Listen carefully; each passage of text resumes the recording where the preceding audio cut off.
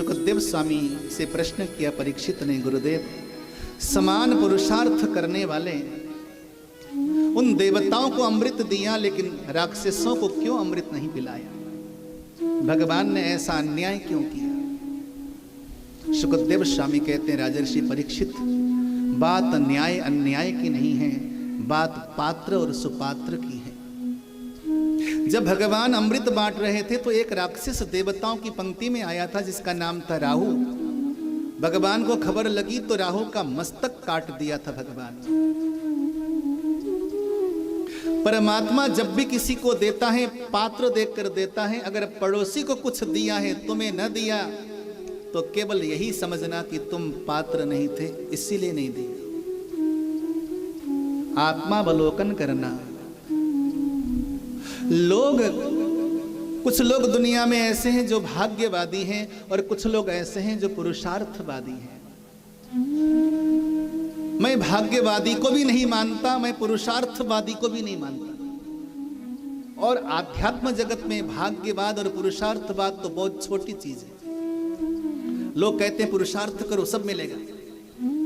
पुरुषार्थी हर चीज पा सकता है। मैं आपसे पूछता हूं, दिन भर कहीं बिल्डिंग बन रही होगी, जाके देखना। दिन भर तसला ढोने वाला वो मजदूर सुबह 8 बजे से लेकर शाम को 7 बजे तक तसला ढोता है। जब शाम को पैसा लेने का समय होता है तो उस मजदूर की दिहाड़ी केवल 400 रुपए।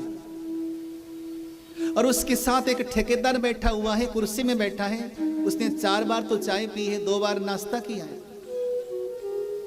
1 बार भोजन किया है कुर्सी में बैठे बैठे। शाम को जब पैसा लेने का समय आएगा तो वो ठेकेदार 4000 रुपए लेता है।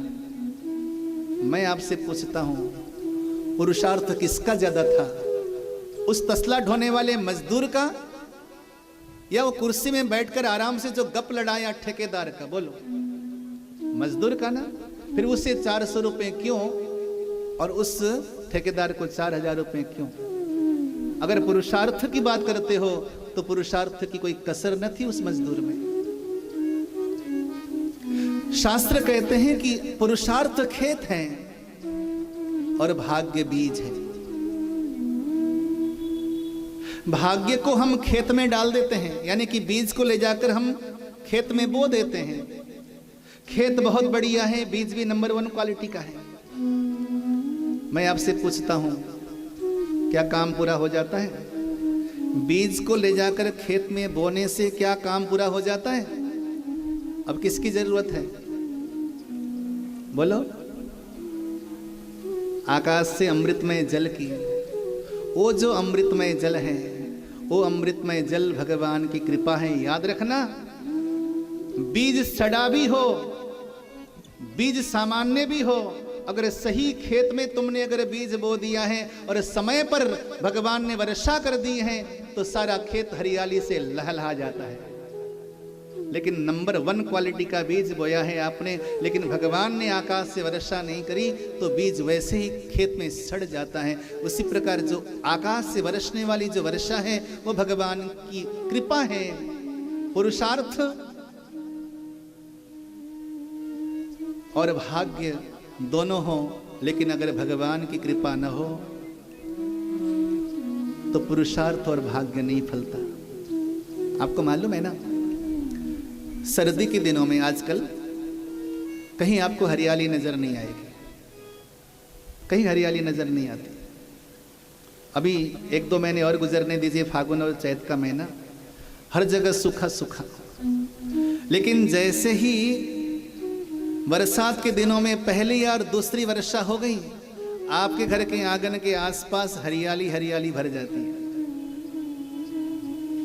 अगर भगवान की कृपा बरस जाए ना महाराज, सामान्य बीज भी विशाल वृक्ष का रूप ले लेता है। सुखदेव स्वामी ने कहा, राजर्षि परीक्षित, इन देवताओं को अमृत भगवान ने इसीलिए पिलाया क्योंकि ये देवता भगवान की शरण में जाते हैं, बार बार भगवान की शरण में जाते हैं, इसलिए इन पर भगवान की कृपा बरसती है। मैंने कल कथा में कही, मैंने सोचा था कि उस प्रसंग को यहां पर सुनाऊंगा। पूरे पांडवों ने कौरवों का वध किया तो एक एक कौरवों को पांडवों ने अधर्म से वध किया। कर्ण को मारा तो अधर्म से मारा, भीष्म को मारा तो अधर्म से मारा, द्रोण को मारा तो अधर्म से मारा, दुर्योधन को मारा तो अधर्म से मारा, दुशासन को मारा तो अधर्म से मारा। हर बार तो उन्होंने अधर्म किया। फिर सारी दुनिया पांडवों को धर्मराज क्यों कहती है? क्यों कहती है? पांडवों ने अधर्म का कोई कसर नहीं रखा है। भरी सभा में बड़े बुजुर्गों के सामने शराब पीने वाला, मदिरा पीने वाला ये धर्मराज कैसे हो सकता है? अपनी पत्नी को ले जाकर दांव में लगाने वाला धर्मराज कैसे हो सकता है? लेकिन पांडव धर्मराज हैं, इसमें कोई संदेह नहीं है कि वो धर्मराज हैं।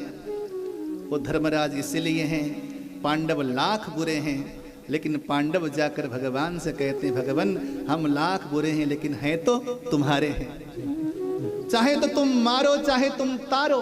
और यही देवताओं का स्वभाव है। आपने किसी देवता को कभी सुना है कि तपस्या कर रहा हो? कभी किसी देवता को आपने सुना है कि सर काट काट कर भगवान को चढ़ाया हो? कभी किसी देवता के बारे में सुना है कि सूखे पत्ते खाकर वन में तप कर रहा हो? सुना है कभी किसी देवता को? आपने बी.आर. चोपड़ा की महाभारत देखी होगी, रामानंद सागर का रामायण देखा होगा। कभी उनके सीरियल में स्वर्ग का दृश्य फिल्माया गया हो तो वहां पर क्या दिखाते हैं? मानो कि स्वर्ग का सेट सजा हुआ है। दृश्य क्या होगा?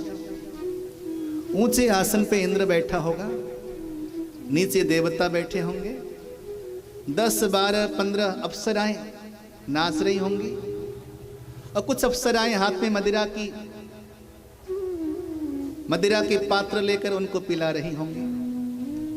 स्वर्ग के देवता दिन रात वहां स्वर्ग में आनंद लेते हैं। इधर दैत्य दिन रात तपस्या करते हैं। रावण सर काट काट कर चढ़ाता है। कुंभकर्ण सूखे पत्ते खाकर भजन कर रहा है। हिरण्यकश्यप ने अपने तन को सुखा दिया।